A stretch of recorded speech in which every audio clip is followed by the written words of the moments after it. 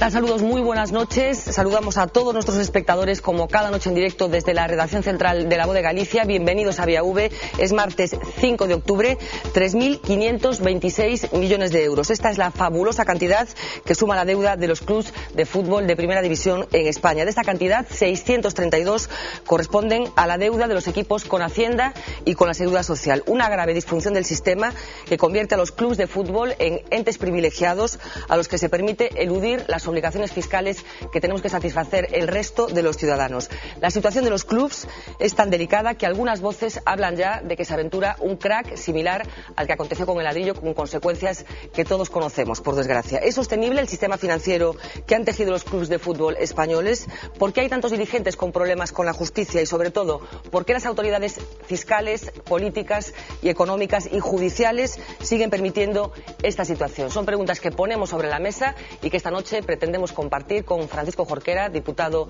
no Congreso en Madrid. Muy buenas noches. Hola, buenas noches. Fernando Hidalgo, subdirector de La Voz de Galicia y jefe de deportes. Muy buenas noches. Buenas noches. Fran González, excapitán del Deportivo de La Coruña. Muy buenas noches. Buenas noches. Y Miguel Juane. Miguel, voy a recurrir a los papeles para leer tu currículum. Miguel fue internacional de baloncesto, jugó en el Bosco de A Coruña, en el Obradoiro, en el Clesa Ferrol, en el Fórum de Valladolid. Actualmente es abogado y máster en Derecho. La temporada pasada fue director general del Obradoiro de baloncesto, entre otras muchas cosas. Muy buenas noches. Buenas noches.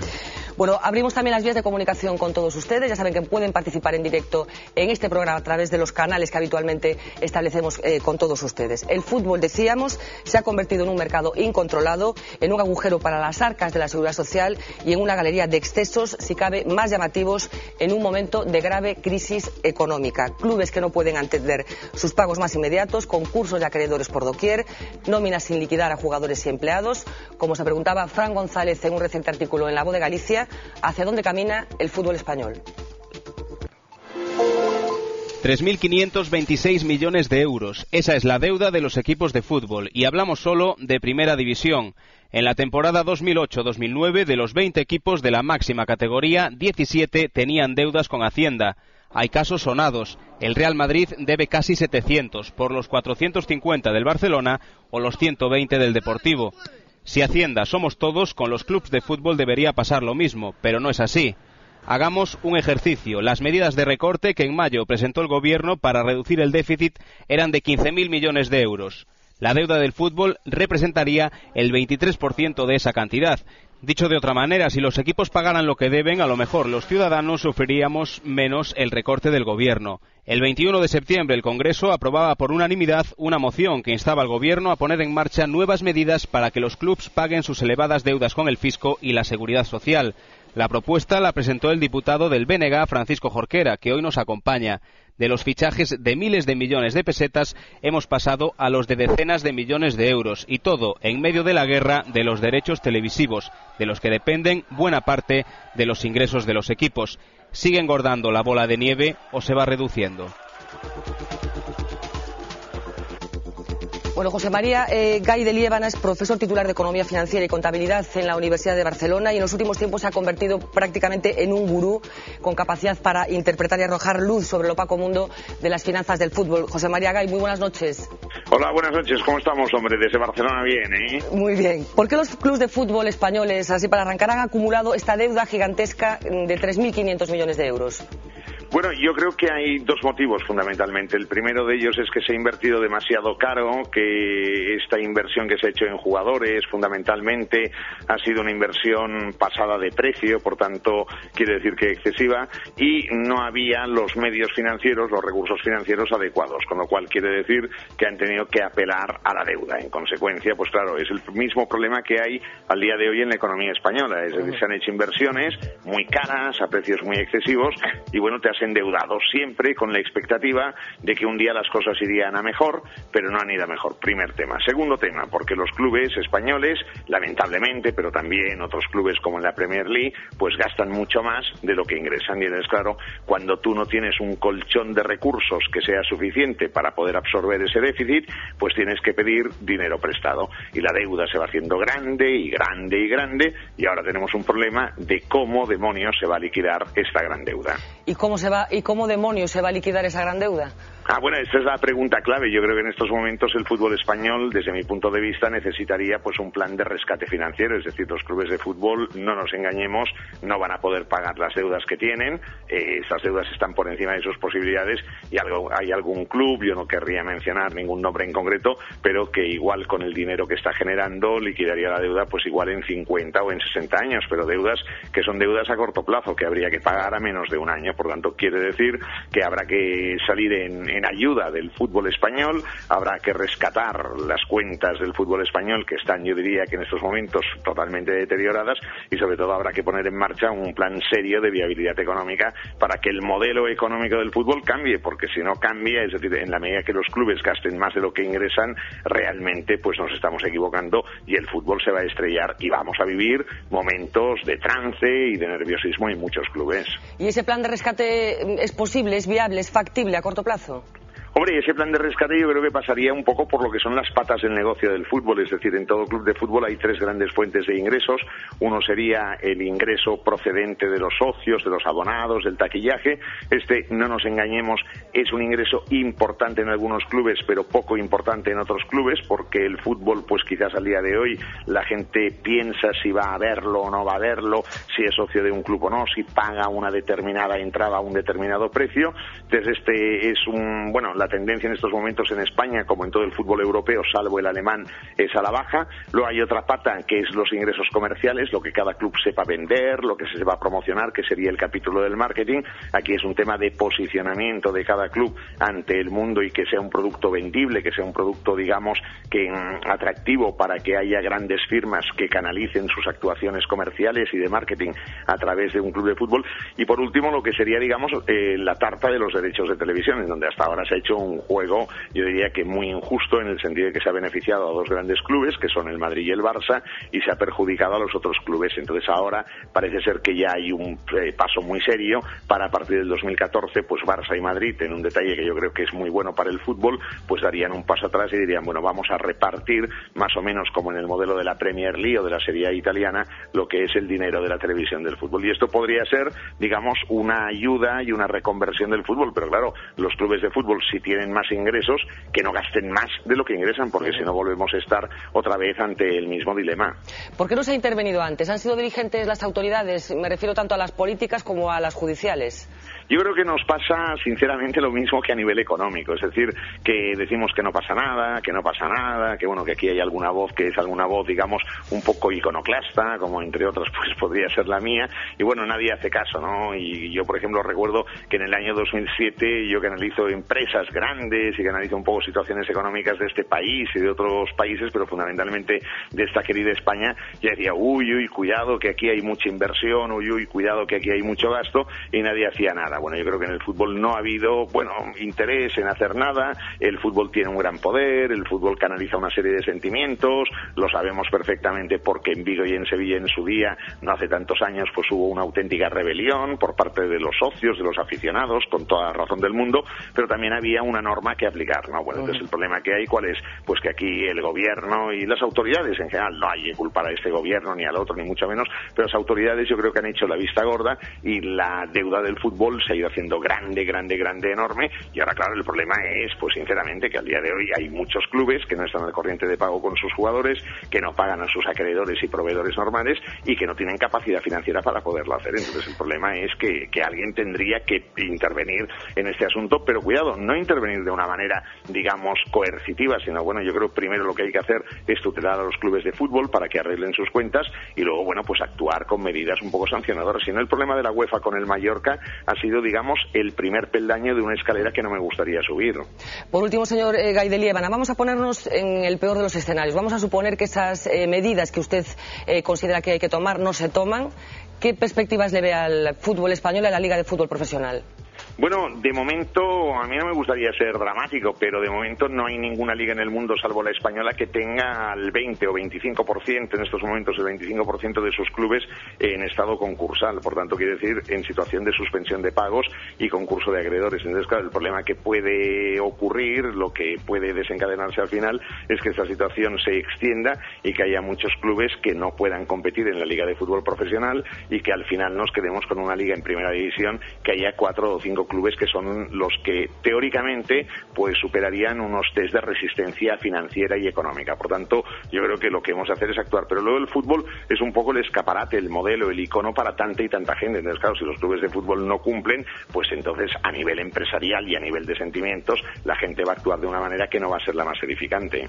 Pues muchísimas gracias, señor Gai de Liébana, muchos saludos desde Galicia, gracias. Bueno, saludos desde Barcelona para todos, y que vaya bien al Depor y también al Celta y a todos los equipos de allí, y aquí en Barcelona, por supuesto, a mi querido Español. Bueno, al Depor muy bien creo que no le vas últimamente. No, tienen que retocar algunas cosas, yo sé cuáles, pero bueno, ahí hay un sabio que es el amigo Lotina que lo sabrá hacer bien. Pues muchísimas gracias por atendernos. Saludos. Bueno, trasladamos el debate ya a la mesa. Francisco Jorquera foi o diputado, como decíamos no vídeo de presentación do programa de hoxe, foi o diputado que presentou no Congreso de Madrid esa proposta para que os clubes de fútbol empecen a satisfacer esas débedas con Facenda, unha moción que foi aprobada por unanimidade. Somos un pouco ingenuos ou realmente estamos no camiño de que eso empeza a suceder? Bueno, creo que o feito de que o Congreso dos Diputados se manifestase de maneira tan clara, tan inequívoca, instando ao goberno, en primeiro lugar, a que adopte novas medidas para asegurar que os clubes de fútbol no menor tempo posible procedan ao pago das débedas que teñen contraídas cos organismos públicos, tanto Facenda como a Seguridade Social. E en segundo lugar, que o goberno tutele a través dun proceso de diálogo coa Liga de Fútbol Profesional a necesidade de que adopte as medidas imprescindibles para que os clubes de fútbol corrixen a súa situación de débeda estrutural, aseguren o equilibrio presupuestario, establecendo, se é preciso para iso, límites no gasto de fichaxes e nas percepcións dos xogadores. Creo que unha vontade expresada de xeito tan inequívoco e tan unánime por parte do Congreso dos Diputados debe obrigar o goberno a actuar en consecuencia. Sen ir máis lonxe, o mes pasado trascendeu que a propia Liga de Fútbol Profesional estaba discutindo un regulamento no que se contempla de aprobarse a posibilidade de que se clubs de fútbol non satisfán os distintos pagos da débeda, en particular cos organismos públicos, pero tamén con acreedores privados, automáticamente serían sancionados ca perda de 6 puntos na competición, e se ao rematar a campaña persiste nesa situación de impago das distintas obrigas de pago derivadas da débeda contraída, se esa situación, insisto, persiste, serían sancionados ca pérdida de categoría. Nos creemos que é fundamental aproveitar precisamente que teñen contraído unha importante débeda cos organismos públicos para obrigar a Liga de Fútbol Profesional a que adopte as medidas pertinentes e que poñan fin a este disparate, porque nun contexto de crise económica como no que estamos, onde se está apelando a xente a asumir sacrificios enormes para facer frente a esta situación, é sinxelamente impúdico que os clubes de fútbol teñan unha débeda de máis de 600 millóns de euros cos organismos públicos, que os clubes de fútbol incumplan algúns de xeito sistemático as obrigas que ten calquer entidade privada ou calquer cidadán de pagar os seus impostos ou pagar a seguridade social. E pensemos que eses 600 millóns de euros é o equivalente á mitade do aforro de gasto que o goberno calcula vai representar anualmente a conxelación das pensións, unha medida que afecta nada máis e nada menos que a 6 millóns de persoas. Por lo tanto, entendemos que o goberno debe actuar e, por suposto, así que pase un tempo desde a aprobación desta moción, pediremos ao goberno que rinda contas á Cámara dos pasos dados e se a resposta non é satisfactoria, presentaremos novas iniciativas, lógicamente. Francisco Jorquera falaba de alguna cooperación chamativa cando se presentaron os presupostos do Estado hai uns días no Congreso. O presidente do Congreso, José Bono, fixo unha cooperación chamativa tamén, dixo exactamente que la deuda del Real Madrid, el vigente presupuesto, el que se presentó en el Congreso, con el que se pagan todos los sueldos y gastos de funcionamiento de la institución, es exactamente 4 millones más de lo que supuso el último fichaje estrella de la Liga de Fútbol Española. Creo que es una comparación tamén llamativa, ¿no? Claro, que eu creo que unha sociedade madura ten que saber establecer as prioridades. Eu digo que son moi aficionado ao fútbol, participo desa paixón da que participan millóns de cidadáns, son deportivista, pero que non é de recibo é que desde os poderes públicos indirectamente se este financiando unha actividade caracterizada polo despilfarro, porque é un problema crónico que os clubes gastan moito máis dos ingresos que xeneran, e estamos centrando os comentarios na débeda que teñen contraída con Facenda e coa Seguridade Social, pero poderíamos falar como desde os poderes públicos indirectamente se sostivo a moitos clubes de fútbol costeando estadios para o seu uso exclusivo polo clube de fútbol da localidade, aprobando por operacións en concellos de recalificación urbanística de terreos dun clube de fútbol para permitirlle dar o gran pelotazo urbanístico, saldar débedas, facer carteira e volver a entrar nunha dinámica disparatada de fichaxes que levou a endebedarse novamente. Como isto poderíamos poñer moitos exemplos nun contexto, insisto, de crise económica tan aguda, onde hai tantas necesidades sociais sen cubrir, é imprescindible establecer racionalidade no mundo do fútbol, que impere a austeridade, e moito menos se ademais hai diñeiro público, recursos de todos en definitiva en xogo. Miguel Juane, para que la gente entienda, ¿por qué hemos llegado a esta situación? Bueno, yo creo que es un análisis muy complejo. El profesor Gai de Liébana apuntaba ciertas cuestiones. Yo creo que hay una especie de permisividad general en la sociedad española con el fútbol, pues porque el fútbol ha sustituido, yo creo que incluso hasta en ocasiones hasta la propia religión, ¿no? Y el fútbol es casi el opio del pueblo, por cuestiones que son de un fácil consumo, que no exige un esfuerzo el verlo, que es un consumo efímero en el momento que lo has visto, ya es algo intrascendente, no tiene un efecto patrimonial para cada una de las personas que lo ve, etcétera. Pero yo creo que hay que hacer una reflexión colectiva, es decir, hay que, por supuesto, exigir a los gestores del mundo del fútbol que sean rigurosos en el control del gasto. Es cierto que el modelo nació ya quebrado, y digo que nació quebrado, y lo explico de una manera breve, porque la ley del 90 que quiso poner fin, digamos, a este coto del desmadre que había con el gasto en el mundo del fútbol, con unos planes de saneamiento, con el dinero de las quinielas, etcétera, pues se buscó un formato a través de la ley 1090 del deporte del Estado español, que era transformarse los clubes de competiciones oficiales en sociedades anónimas deportivas. Pues bien, ya nació viciado el sistema, porque ya en el año 90 que el gobierno tenía que negociar con partidos de índole nacionalista, en este caso Convergencia y Unió y el PNV, pues exigieron desde esos partidos que tanto el Barcelona, que era más que un club, como el Bilbao, que tiene unas connotaciones específicas, que solo juegan jugadores de Bilbao, pues que no querían pasar por ese modelo ni transformarse en SAD, porque han sido clubes que pertenecían siempre a la ciudadanía, a la gente, etcétera y tal. Claro, por añadidura, el Madrid, si algo que le favorezca al Barça, no pueden ellos decir, oiga, pues nosotros pasamos por ese filtro. No, pues tampoco el Madrid quiso pasar por ese filtro, insisto, por una decisión de carácter político. Entonces buscaron una fórmula para ver cómo ellos no tenían que transformarse como el resto en sociedades anónimas deportivas, y buscaron que el que no tuviese pérdidas en los últimos 3 ejercicios o tuviese patrimonio neto positivo, pues no tendría que transformarse en SD, y de Rondón cayó también en los Osasuna. Entonces eran esos 4 equipos que ya, insisto, nació viciada la competición, porque les dijeron, oye, vosotros os quedáis fuera de juegos, todos nos vestimos igual, pero vosotros 4 no.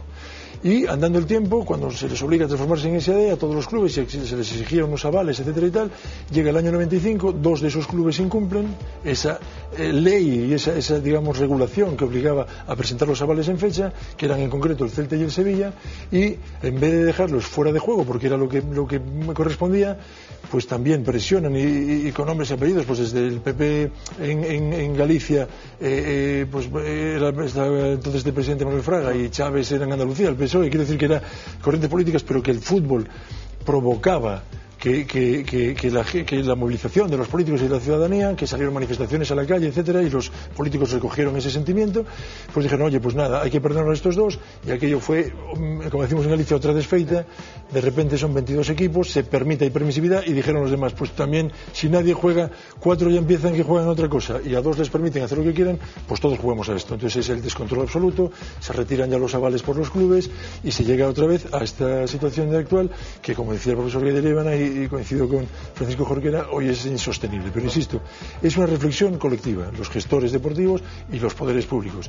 Decía el profesor Gai de Liébana, la medida de UEFA con el Mallorca, pero la medida de UEFA con el Mallorca es de una organización privada, ojo con esto, que está en el derecho internacional privado, que no la tutela ni siquiera la Unión Europea, porque alberga clubes de países más allá de la Unión Europea, que es una figura asociativa de derecho internacional privado suiza, que la regularía en su caso el derecho de Suiza, pero se permite competir con los gobiernos y con los estados e imponer normas a los gobiernos y a los estados, de no pueden acudir sus clubes porque si no se les sancionaría a los tribunales ordinarios, etcétera, etcétera. Entonces el poder del fútbol necesita algún control. ¿Quién lo controla? ¿Cómo se controla? Pues yo creo que este es el gran debate.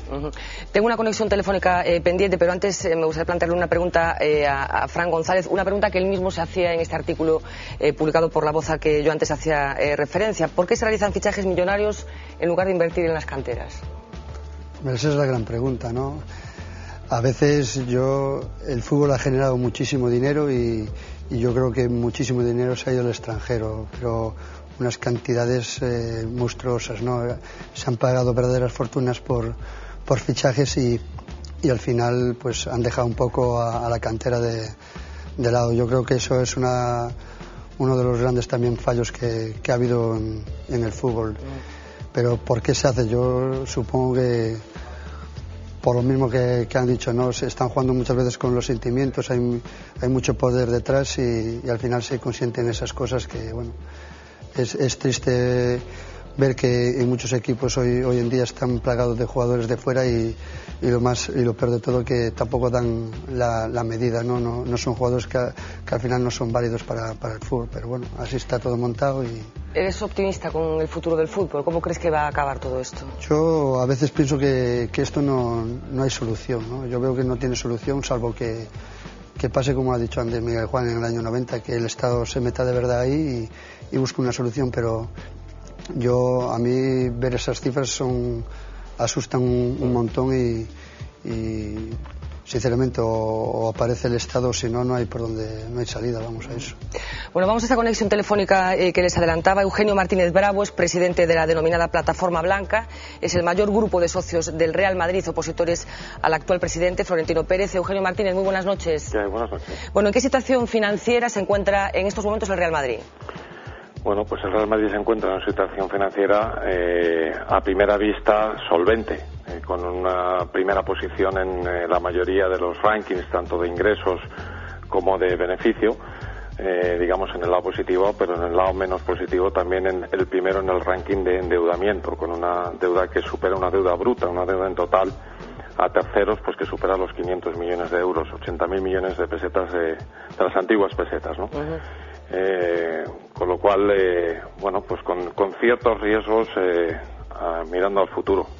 Se está hablando en el entorno del club y de los socios de la posibilidad de que se convierta en una sociedad anónima, incluso de realizar nuevas operaciones inmobiliarias. Bueno, yo creo que ese rumor siempre ha estado ahí y siempre está ahí. En la pasada asamblea del 12 de septiembre, Florentino Pérez lo volvió a negar y se ha comprometido a entrar los socios a los que llama propietarios del club, aunque luego la política y la práctica que realice pues no es tanto así, por la falta de consulta y de información y de transparencia de cara a todos los socios, ¿no?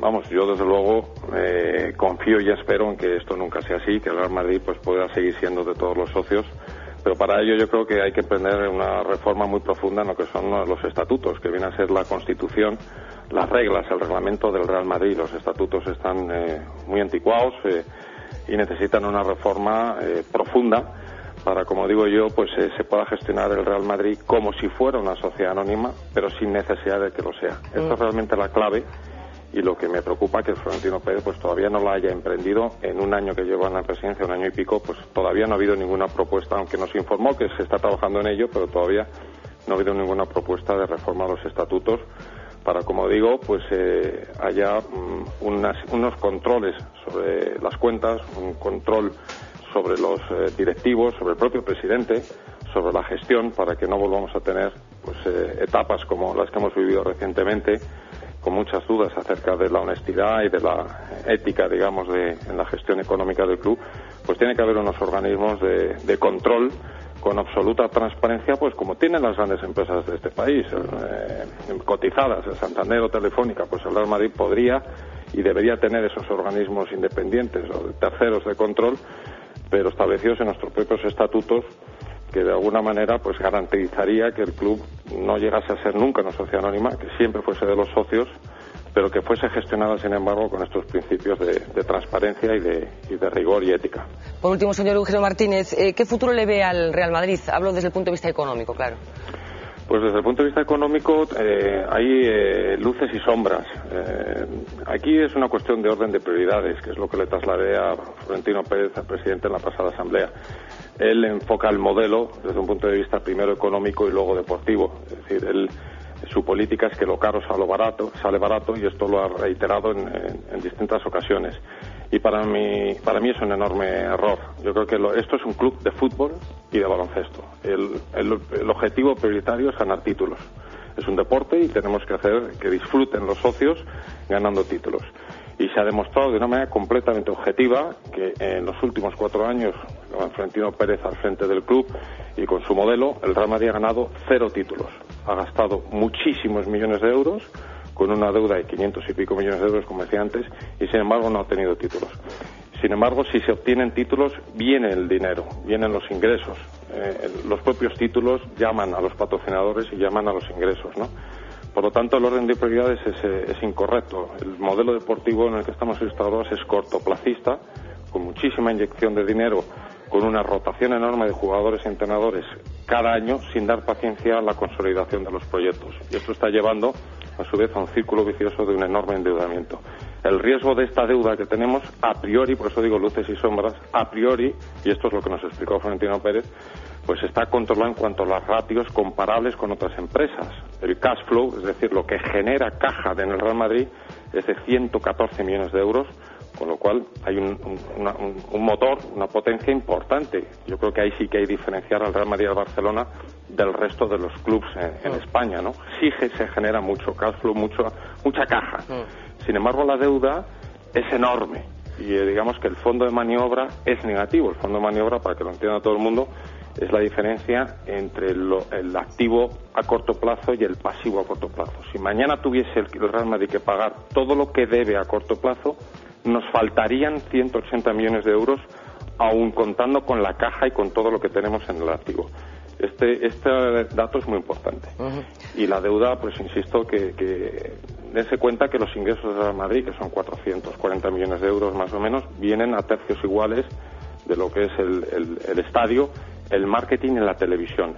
Y yo manifesté, y el presidente no me contestó en la pasada asamblea, que un tercio de esos ingresos que vienen de la televisión están en riesgo, porque la sociedad filial de Mediapro está en concurso de acreedores. Tenemos garantizados en el Real Madrid los ingresos para este año y el que viene, por avales bancarios, pero no para las siguientes temporadas. Y mi pregunta es, mirando al futuro, y mi preocupación es que podamos tener en el fútbol, en el caso concreto del Real Madrid, pues todavía más por la dependencia en este tercio de los ingresos de televisión, una burbuja pues que pueda estallar a medio plazo, pues que no por no poder digamos tener esta recurrencia de ingresos por parte de los derechos de televisión. Bueno, pues dejamos esa pregunta en el aire, que es una de las preguntas que precisamente nos planteamos esta noche en Vía V. Eugenio Martínez Bravo, muchas gracias por atender la llamada de V Televisión.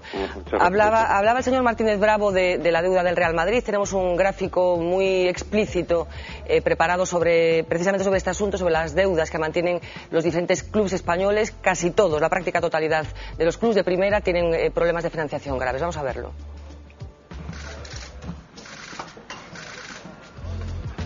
Con las cuentas de los clubes, ahí estamos viendo el reparto de los ingresos. El 39% procede de la televisión.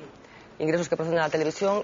Hay otros ingresos, como son los que proceden de los socios y de los abonados, y otros ingresos por comercialización y publicidad. Esa es la tarta de repartos de los ingresos de los clubes de fútbol de primera división. Esto por lo que corresponde a los ingresos. Por lo que corresponde a los gastos, tenemos otra tarta preparada en la que aparecen los principales clubes. En el caso del Real Madrid, la deuda total acumulada es de 683 millones de euros. En el caso del Barcelona, esa deuda es de 489 millones de euros. El Valencia se sitúa con 550 millones de euros. El Atlético de Madrid está en 511 millones de euros.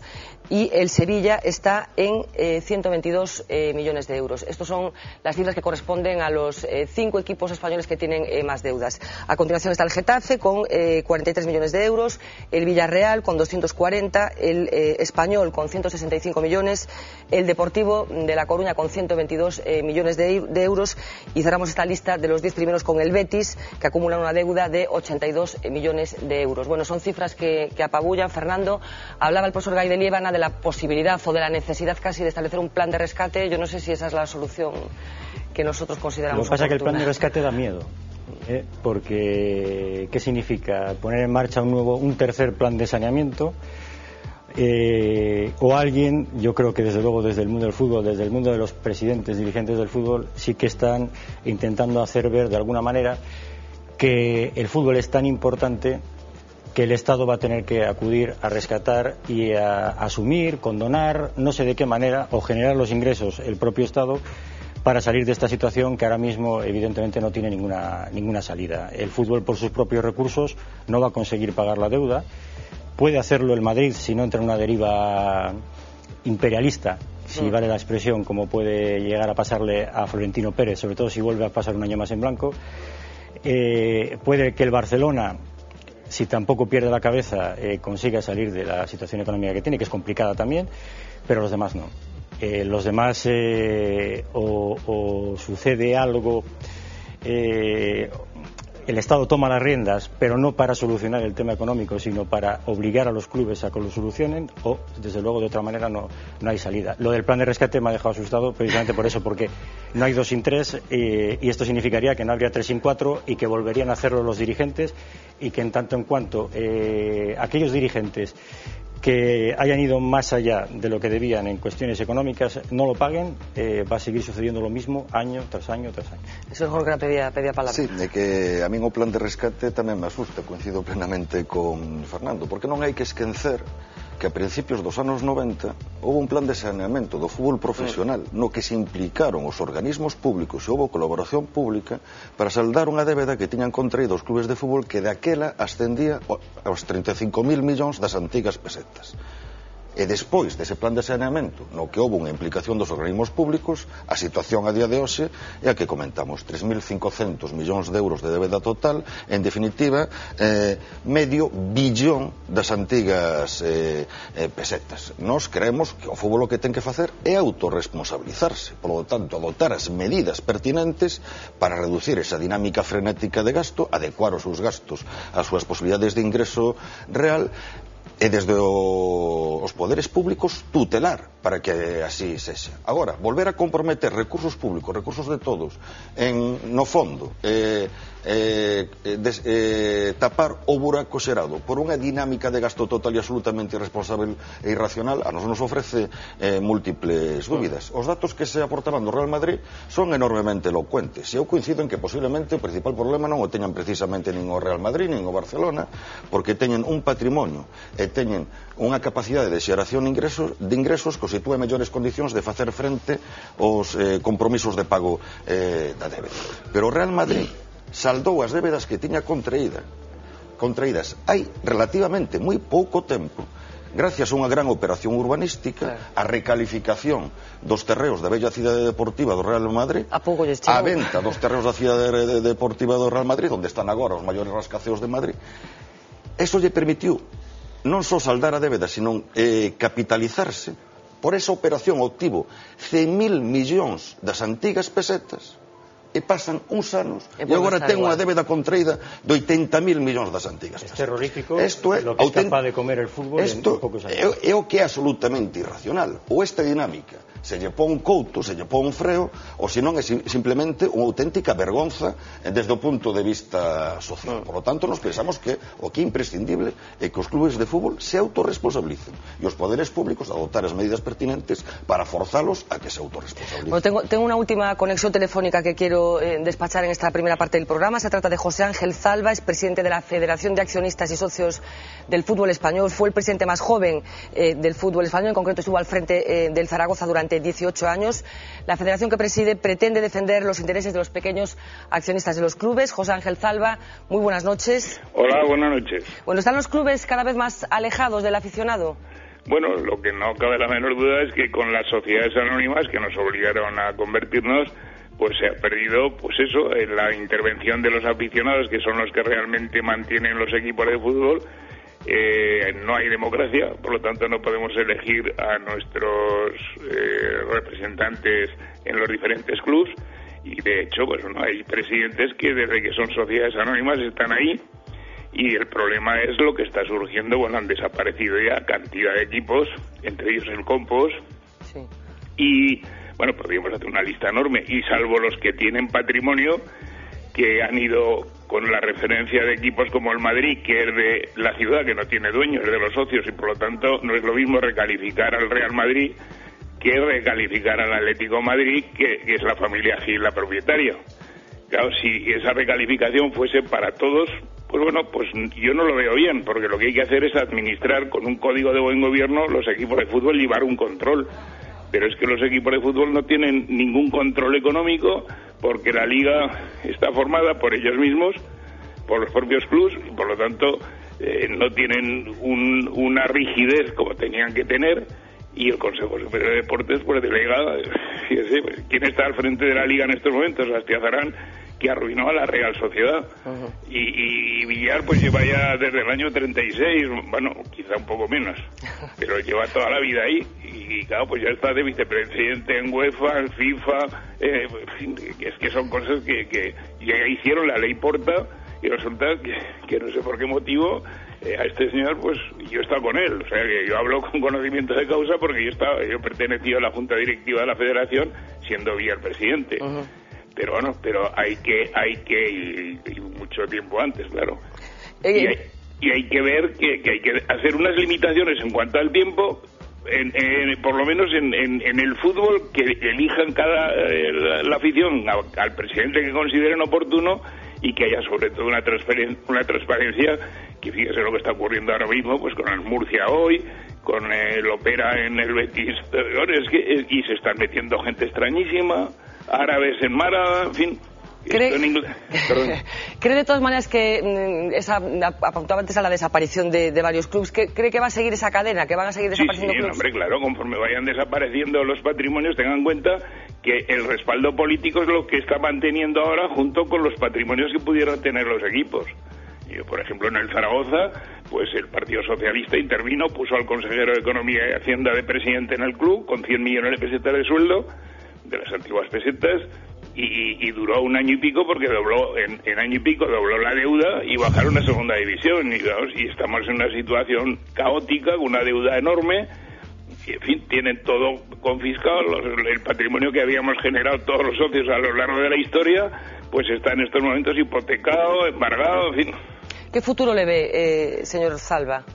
Yo en la comparecencia en el Congreso de los Diputados que hemos venido realizando, nosotros lo que pedimos es que el fútbol vuelva a manos de los aficionados, que haya un control estricto de los presupuestos, que se avale, como ahora se avala en los 4 clubes que quedan deportivos, que se les exige un aval, y la sociedad anónima que funcione perfectamente y que tenga transparencia, y que haya luz y taquígrafos, pues mantenerlos si ellos lo desean. Pero si no, para mí la única solución es esa. Bueno, de hecho, el Reus, un equipo modesto, hace unos días se ha convertido en un club deportivo después de ser sociedad anónima. Bueno, pues muchísimas gracias, señor Zalba, por esta conexión que hacíamos en directo aquí en Vía V. Coincidimos en el análisis de que van a seguir desapareciendo clubes en cadena. Yo creo que es muy coherente muchas de las cosas que se están diciendo, pero yo creo que además es por aplicación de sentido común. A nadie le escapa que es necesario un control de los clubes de fútbol, porque es disparatado la deuda que se ha generado.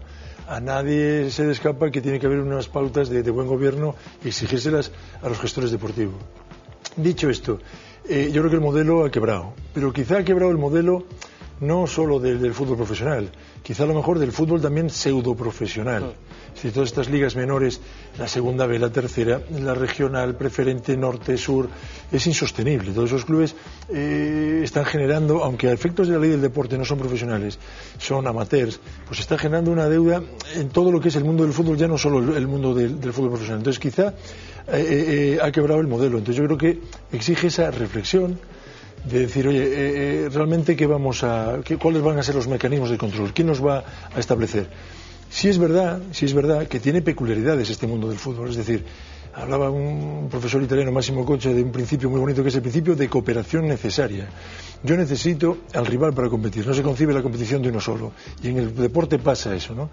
Pasa que tiene que haber cierto equilibrio competitivo. Bueno, pues en España no pasa. En la Liga del año pasado de fútbol hubo 2 que se dispararon, el Barça y el Real Madrid, y el tercero quedó a 30 puntos. Perdón, amigo, que te interrumpa. Continuamos después de publicidad con más argumentos. Tenemos que irnos unos minutitos y regresamos enseguida aquí en directo en Vía V.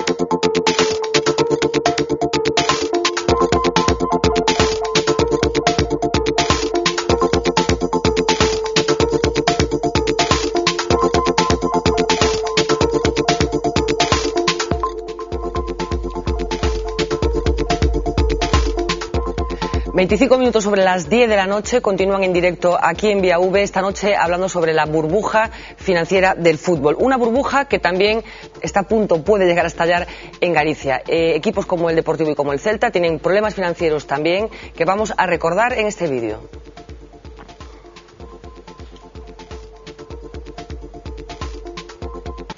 Deudas y más deudas. Así se puede resumir la situación del fútbol en Galicia. Pero centrémonos en los 2 grandes clubes. Por un lado, el Deportivo de La Coruña. En sus últimas cuentas, la entidad coruñesa debía 122 millones de euros.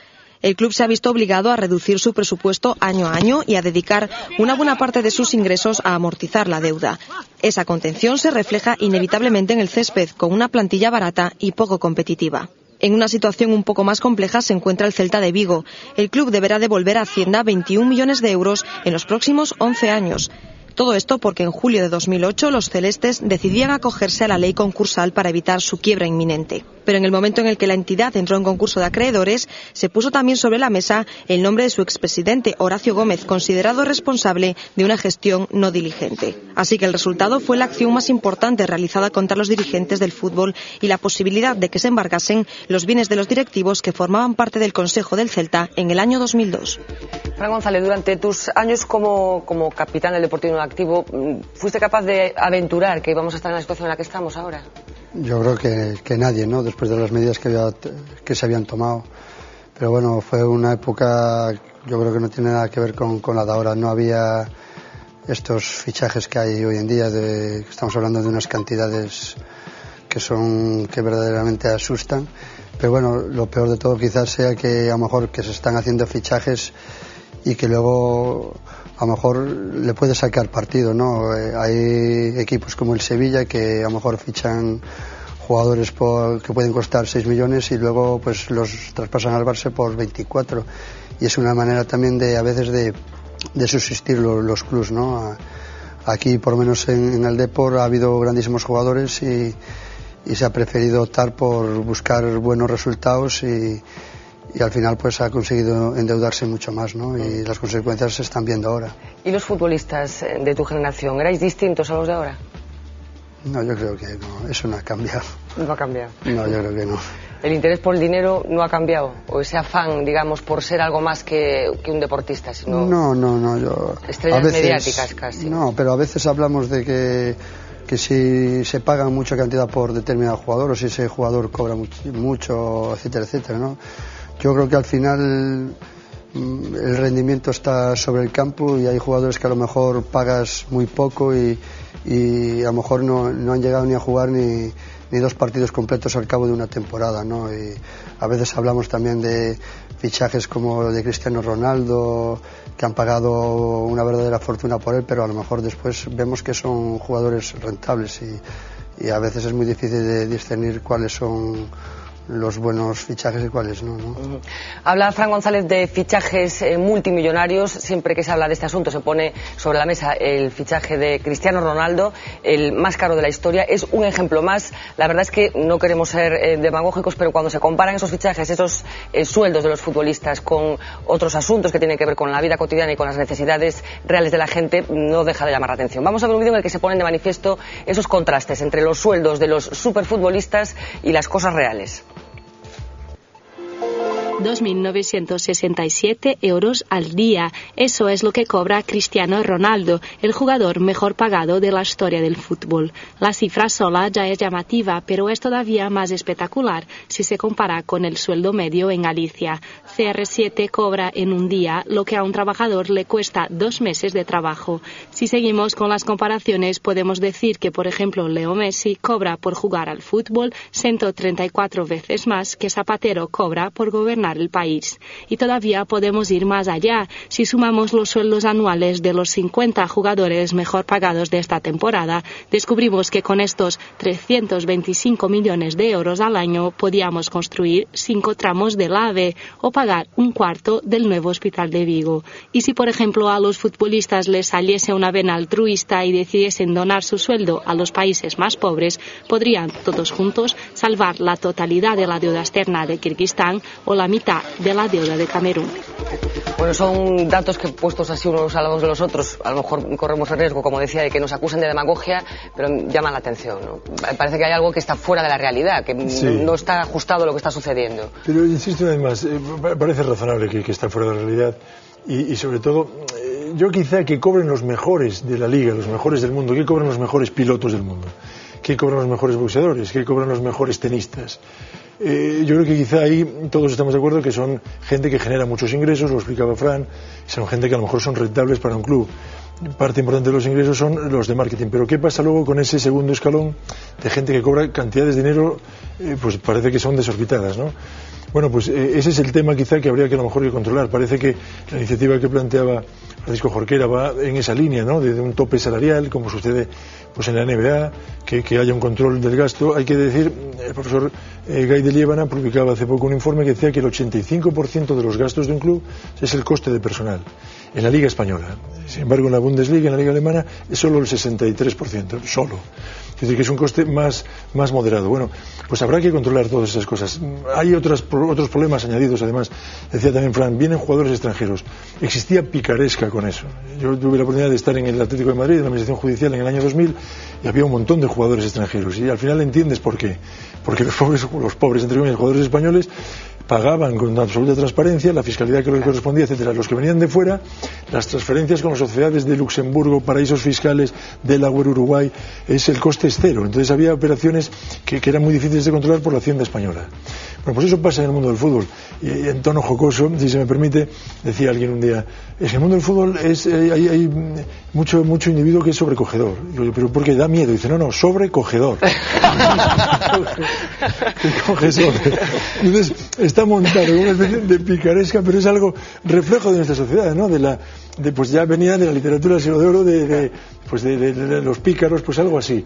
Y es nuestra sociedad, y a lo mejor hasta los dirigentes, pues es reflejo de esto, y la clase política, algunos lo serán también, y bueno, pues hay que intentar corregir todas estas actuaciones y moderar ese mercado, tener mayores sistemas de control, etcétera, etcétera. Yo creo que es un poco de aplicar sentido común y racionalidad en este disparatado mundo del fútbol. Hablaba Juan de la clase política. ¿No puede existir la tentación por parte de un futuro gobierno de España, sea del color que sea, de acudir de nuevo con dinero público al rescate de los clubes de fútbol? Porque supongo que desde el punto de vista de alguna imagen puede ser muy rentable. ¿Existe ese riesgo, esa tentación? Creo que ese risco, claro que existe. Si examinamos a experiencia dos últimos anos, no proceso de transformación de clubes de fútbol en sociedades anónimas deportivas, cantos concellos chegaron a adquirir accións para axudar a completar ese proceso de transformación en sociedade anónima deportiva. Houve moitos concellos que adquiriron accións, que se convertiron en accionistas deses clubs para asegurar que sobrevivisen. Cantos concellos, insisto, chegaron a recalificar a tipificación dos terreos que contemplaba o Plan Xeral de Ordenación Municipal dese concello para permitir a clubs de fútbol dar grandes pelotazos urbanísticos. Esa tentación está claro que ese risco está claro que existe, pero nos consideramos que é moi mala política, porque mentres os dirixentes do fútbol profesional conten con que en última instancia quen vai resolver esta situación vai ser, entre aspas o digo, papá Estado, que vai acudir ao rescate, vai comprometer o diñeiro público, o diñeiro de todos para sanear o fútbol, pois optarán por eludir as súas responsabilidades. Por lo tanto, creemos que as orientacións teñen que ir por outro lado, non recurrir ao rescate público. Ti, Fernando, observas ese risco? Sí, yo por supuesto me creo que el riesgo existe. Yo creo que los ejemplos pasados así nos lo demuestran. Y aunque el caso de Francisco Jorquera, después del éxito de la propuesta en el Congreso, no es el caso de lo que voy a decir, sí está claro que esta situación del mundo del fútbol sí, hemos llegado por falta de coraje político, por falta de coraje de los políticos, que siempre han tenido el fútbol como un instrumento del que beneficiarse y algo que les daba mucho miedo, con el que podían perder un estatus conseguido o lo que fuere. Pero eso es verdad, o sea, tiene tanto poder, no dudo del poder de convocatoria del fútbol y de... el fútbol es un deporte, vaya, sí, pero tiene tanto poder como para condicionar las políticas de los políticos, valga la redundancia. Está clarísimo porque si no, de otra manera no se entendería la presencia política en los proyectos futbolísticos, lo decía Jorquera, con cuántos ayuntamientos, cuántas diputaciones en España han acudido al rescate, han acudido a la compra de acciones de lo que era una sociedad anónima por el bien del club de todos los ciudadanos, ¿no? Eso ha generado un bucle perverso en el que no son capaces de bajarse los políticos y son realmente yo los achaco los verdaderos consentidores de este circo en el que se ha convertido el mundo del fútbol. ¿Y jueces y fiscales? Porque todos. Es que aquí hay muchísimos actores, en este país, ¿no? muchísimos actores con responsabilidades. Los políticos con responsabilidades, es decir, los que están en la administración, los jueces y los fiscales, ¿tienen responsabilidades? Bueno, yo creo que hay muchos jueces y fiscales que están en los palcos de los campos de fútbol, que les gusta ver la pelotita rodar y les gusta figurar, pero que no quieren ensuciarse y que huyen de los flagrantes casos de corrupción económica y no económica que se dan en el fútbol. Es vergonzante lo que ha sucedido en España recientemente con las grabaciones famosas del máximo accionista del Hércules, cómo eso va a pasar a la historia riéndose los protagonistas de ese affair vergonzante de todos nosotros, sin que los políticos digan nada y se escuden en que ahora mismo no es considerado un delito la compra de un partido. Mire usted, un partido entra en la quiniela. Las quinielas reparten dividendos. Un club es una sociedad anónima deportiva que si pierde, baja de categoría, sube, genera un perjuicio a sus accionistas. O sea, eso podría haber sido cogido judicialmente de mil formas y no lo ha sido por falta de voluntad. Digan lo que digan.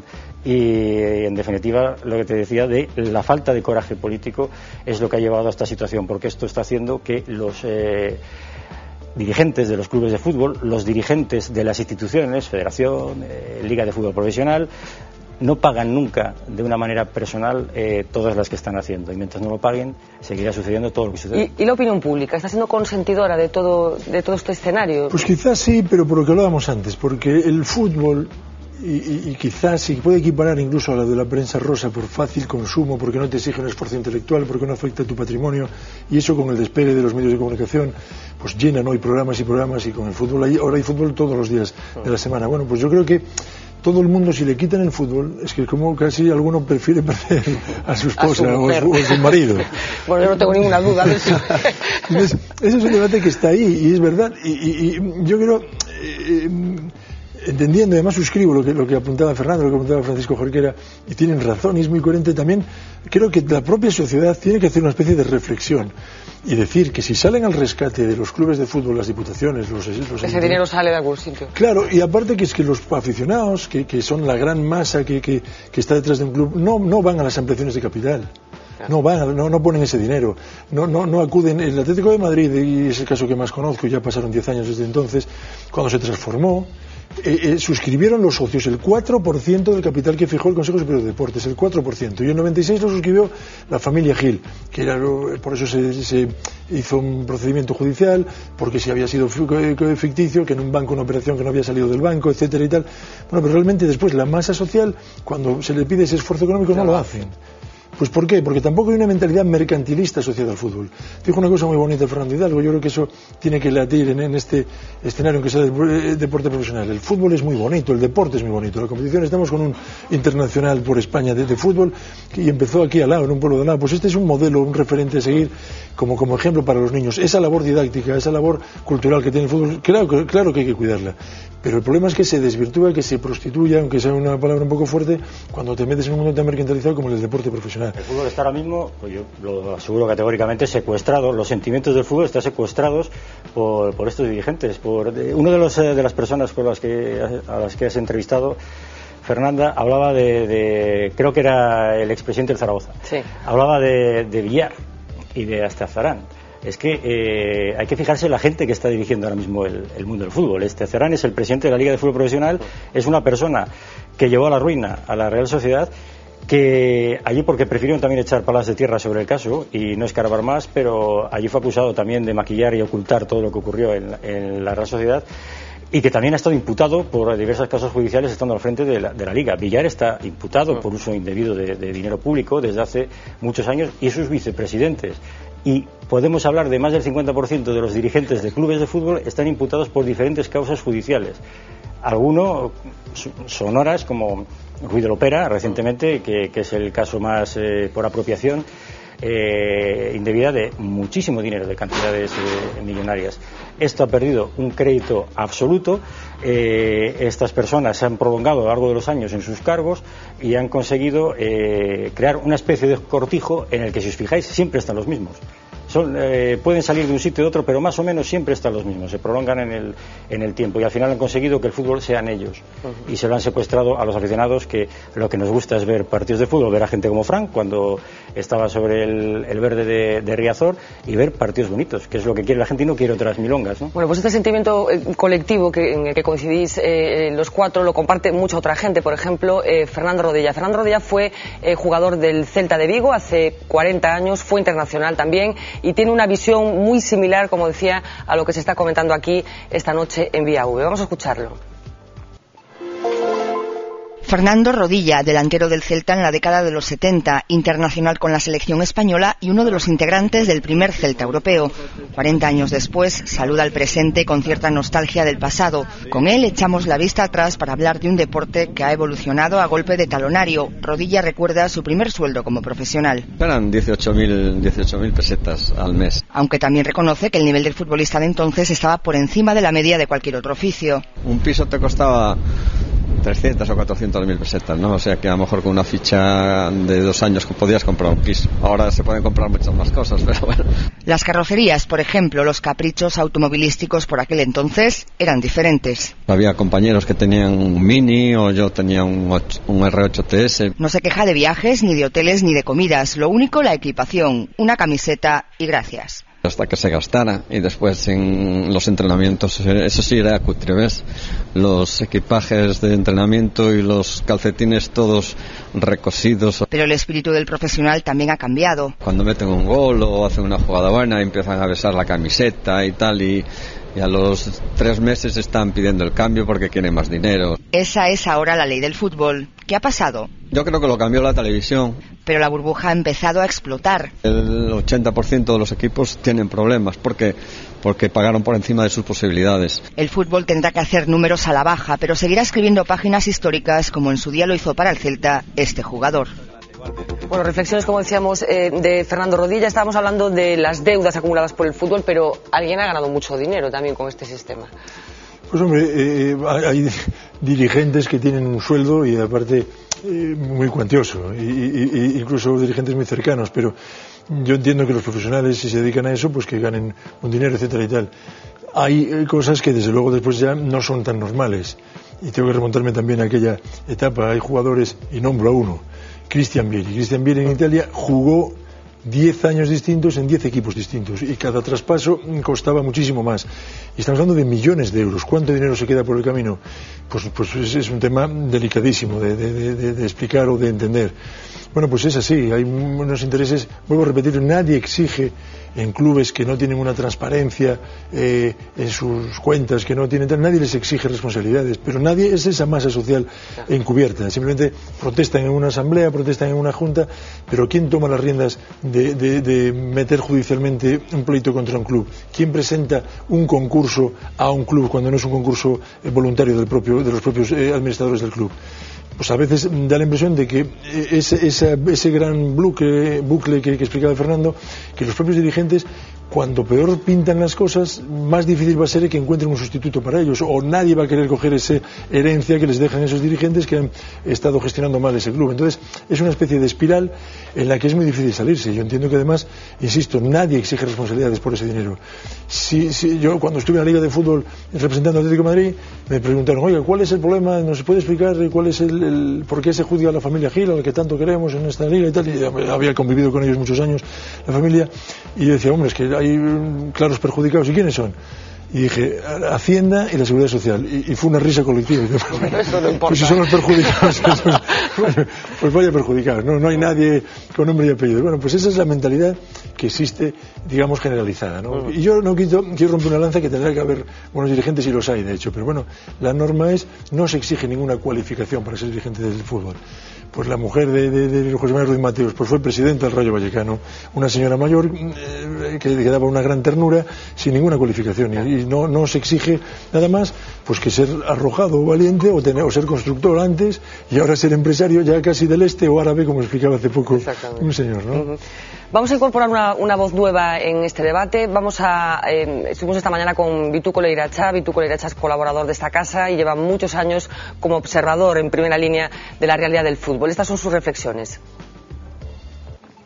Nos vendieron el muñeco de que había que hacer unas acciones, convertir los clubes de fútbol en sociedades privadas, como si después a final de temporada fueran a repartir beneficios. Y lo que fue, pues, hipotecarse, hasta la ruina actual. El gobierno, del color que sea en este país, no acometió el problema del fútbol como es debido, mirando para otro lado. Parece que los gobiernos le tienen miedo a los que rigen los clubes. Hacienda no mete mano a este tema. Ahí tenemos las deudas, gigantescas deudas.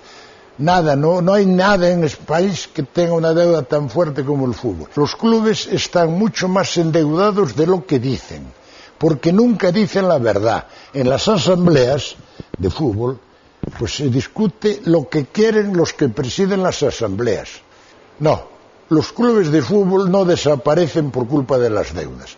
Ahí tenemos el caso del Sporting de Gijón, el Logroñés, que todavía está jugando.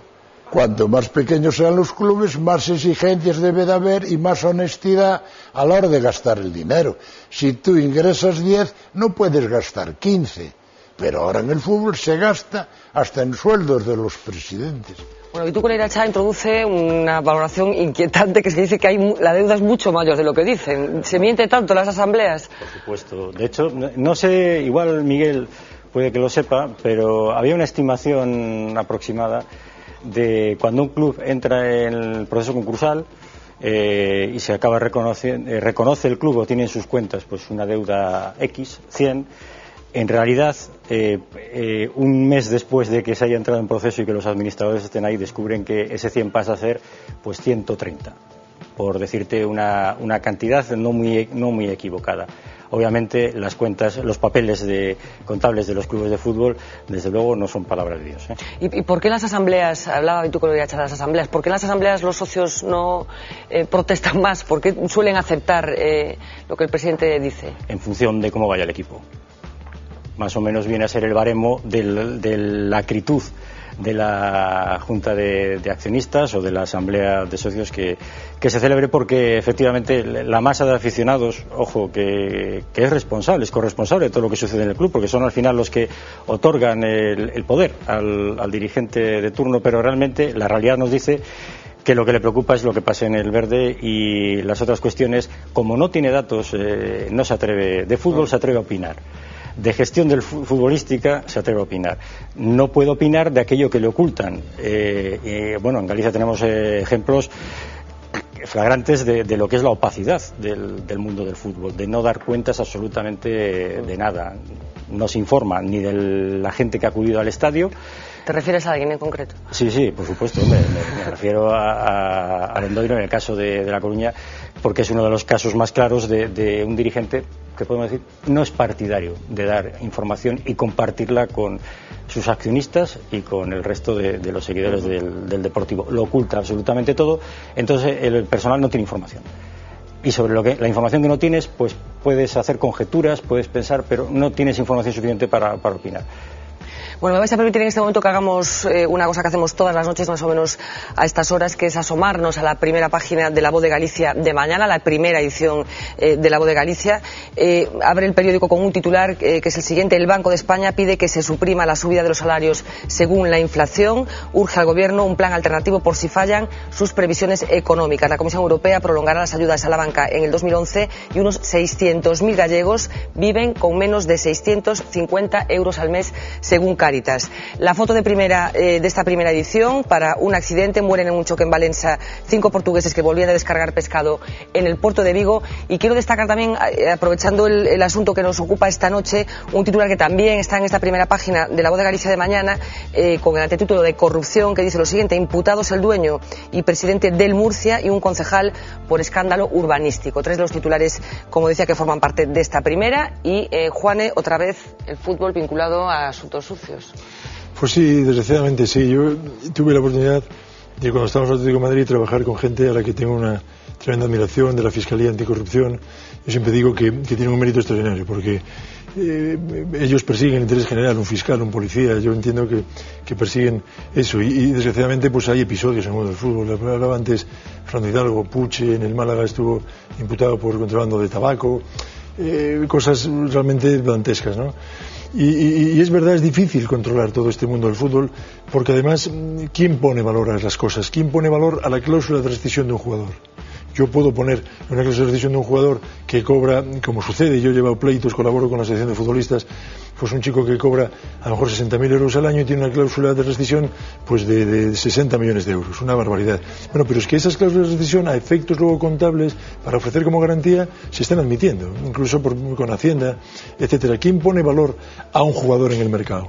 ¿Cuánto vale un jugador? ¿Quién pone valor a un sello? ¿Quién pone valor a un cuadro? Pues es difícil. Hay el mercado, subastas, hay el mercado de los sellos que se revalorizan, etcétera. Pero a un jugador, ¿qué baremos se siguen? ¿Cuánto vale un chico que viene de Nigeria? ¿Quién le pone ese valor?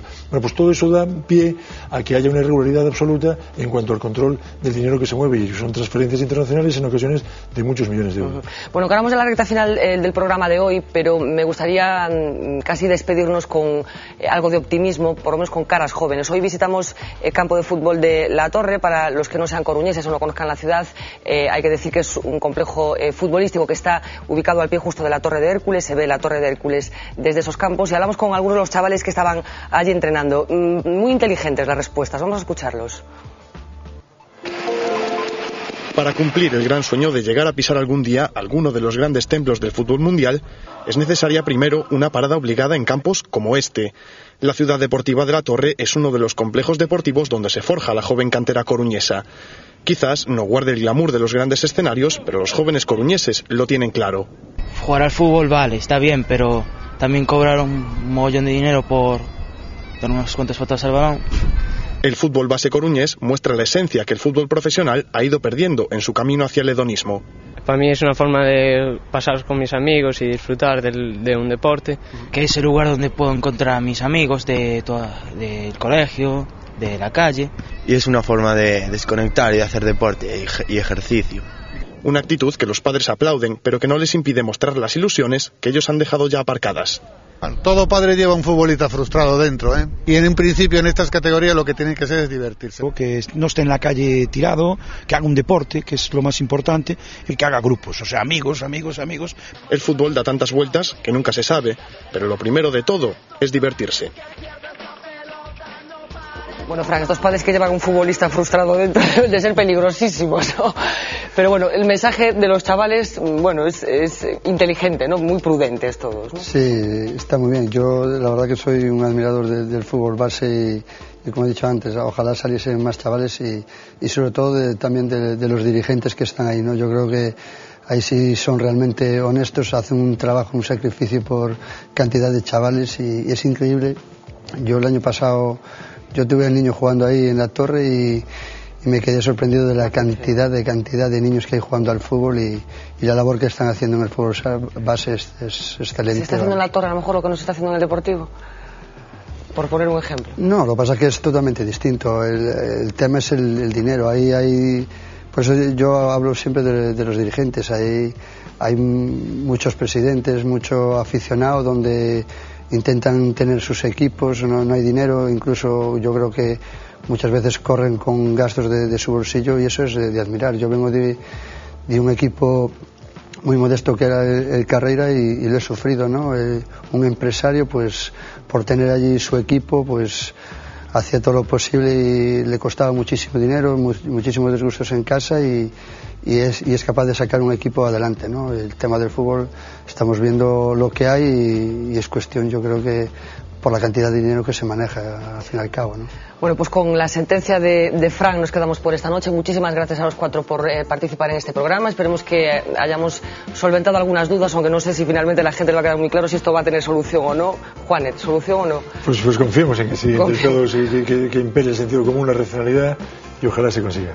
Bueno, pues tenemos que despedirnos por hoy. Muchas gracias a todos. Les dejo con un avance del programa que estrenamos justo después del Vía V de esta noche. Se trata de Vinos, un programa imprescindible para conocer la rica, variada y emergente realidad enológica de Galicia. Todo lo que tenga que ver con el vino que se elabora y que se produce en los viñedos de Galicia pasará por este programa que, como decíamos, estrenamos esta noche justo después de Vía V. Nosotros regresamos mañana, como siempre, en directo a partir de las 10 menos 20 de la noche. Hasta mañana. Sean felices.